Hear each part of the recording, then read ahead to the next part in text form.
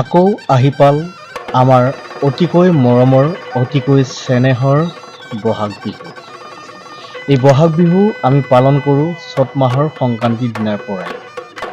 বহাগ বিহুক আমি ৰঙালী বিহু নামেৰেও জানো। বহাগ বিহু চ'ত মাহৰ শেষৰ দিনাৰ পৰাই আৰম্ভ হৈ বহাগ মাহৰ 6 তাৰিখলৈকে এই বিহু আমি উদযাপন কৰোঁ। অৰ্থাৎ ৰঙালী বিহু 7 দিনলৈ পালন কৰা হয়। নানা জাতি উপজাতিৰ মিলনভূমি অসমৰ বিহুৱেই হ'ল সভ্যতাৰ সংস্কৃতি আৰু এক উৎকৃষ্ট নিদৰ্শন। বিহুৰ মূলতে কৃষিজীৱী উৎসৱ।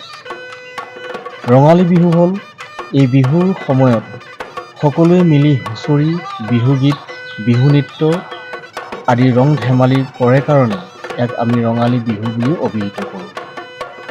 বিহু হৈছে ৰং ধেমালি আৰু আনন্দৰ উৎসৱ। এই বিহুৱে আমাৰ মাজলৈ মিলা প্ৰীতিৰ ভাৱ কঢ়িয়াই আনি সকলোকে একতাৰ দোলেৰে বান্ধে। এতিয়া আহকচোন জানো আমি যে এই বহাগ বিহুটো 7 দিনীয়াকৈ উদযাপন কৰোঁ। প্ৰতিটো দিনত আমি কি কি নামেৰে বিহু উদযাপন কৰোঁ তাৰ বিষয়ে জানো আহক।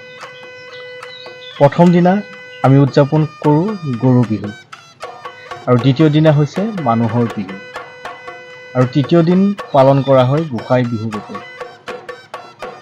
তেনেদৰে চতুৰ্থ দিন তাঁত বিহু, আৰু পঞ্চম দিনা নাঙলৰ বিহু, ষষ্ঠ দিন হৈছে চিৰিমৈ বা চেনেহী বিহু, আৰু সদৌ শেষত সপ্তম দিনা আমি পালন কৰোঁ চেৰা বিহু হিচাপে।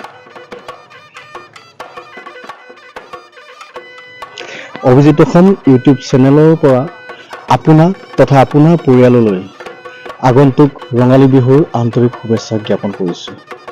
মই আশা ৰাখিছোঁ আপোনালোকৰ আগন্তুক ৰঙালী বিহু সুখ শান্তি আৰু সমৃদ্ধিৰে ভৰি পৰক।